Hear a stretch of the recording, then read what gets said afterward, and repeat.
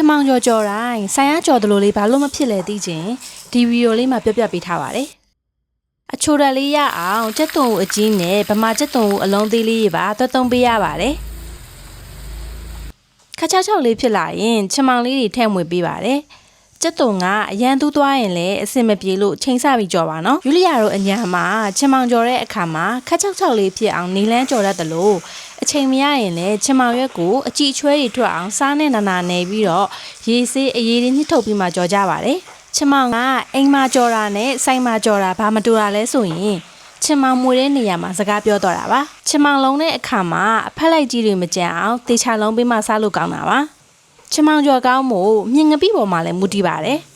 ယူလီယာကတော့ချမောင်နှစ်စီးကိုငပိကွန်းသီးလုံးလောက်ထည့်ပါတယ်ပြီးရင်အရသာအတွက်စားချက်သားမုံဟင်းခက်မုံနဲ့ငင်နဲ့ပစွန်ကြားမုံလေးထည့်ပါတယ်ယူလီယာကတော့ပစွန်အကောင်လိုက်ထဲအမှုန့်ကျိတ်ထည့်တာကိုပို့ပြီးတော့ကြိုက်ပါတယ်ဒီတစ်ခေါက်တော့အိမ်မှာကြက်ပြုတ်ရည်လေးလည်းအသင်းရှိလို့စမ်းထည့်ကြည့်ထားပါတယ်ပြီးရင်တော့ခြားကန်နီးလေးမှာငရုတ်သီးစိမ်းလေးထည့်ပါတယ်ငရုတ်သီးမုန့်ကြိုက်ရင်လည်းထည့်နိုင်ပါတယ်နော်ယူလီယာကတော့ငရုတ်သီးစိမ်းကိုစိမ့်စိမ့်လေးတွေဖြစ်တာကြိုက်လို့ခြားကန်နီးမှာထည့်ပါတယ်ပြီးရင်တော့အရသာတွေအကုန်ဝင်အောင်ရေလေးဆက်ဆက်ထည့်ပြီးတော့အရသာပေါ့သေးလို့ငါးငန့်ပြားလေးလည်းနည်းနည်းထည့်လိုက်ပါသေးတယ်ရေလေးကုန်လာရင်တော့စီနဲသွားလို့စီကျက်လေးနည်းနည်းထည့်ပါတယ်ချမောင်ကျော်ကောင်းမို့လျှက်ဝက်ချက်နောက်တစ်ခုကစီနိုင်နိုင်နဲ့ကြော်ရတာပါ